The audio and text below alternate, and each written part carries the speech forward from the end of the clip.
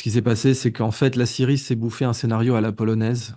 Elle a été coupée en deux, alors en trois maintenant, mais il y a eu une sorte de pacte germano-soviétique, pour simplifier, entre la Turquie et Israël, qui sont quand même des ennemis réels, et qui se sont partagés la Syrie tranquillement en laissant un cœur mou au centre, qui va devoir, comme l'a très bien expliqué Philippe, sa survie aux Russes, qui étaient pourtant ses ennemis et qu'ils ont tués, parfois même torturés.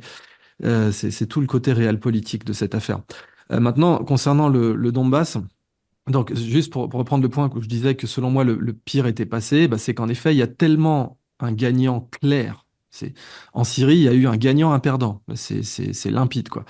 Et les gagnants, ça a été donc la Turquie et Israël, et les perdants, c'est les Russes. Enfin, bien sûr, Bachar el-Assad, mais les Russes, qui en plus, pour le dollar, c'est très bon ce qui vient de se passer, parce que pendant des années, là, on se disait, regardez, les BRICS, ils sont inarrêtables pour protéger des chefs d'État qui voudraient sortir de l'étalon dollar. Ils sont inarrêtables, ils sont crédibles pour protéger Mohamed Ben Salman, par exemple, si jamais il décide demain de faire des contrats en renminbi ou en rouble. Et là, maintenant, bon, bah non, le symbole de cette protection russe, c'était Bachar el-Assad et les Russes l'ont lâché. Donc, le dollar vient de gagner peut-être 10 ans d'équilibrage et Trump s'est enfoncé dans la brèche juste derrière, parce que mine de rien, l'administration précédente lui savonne la planche.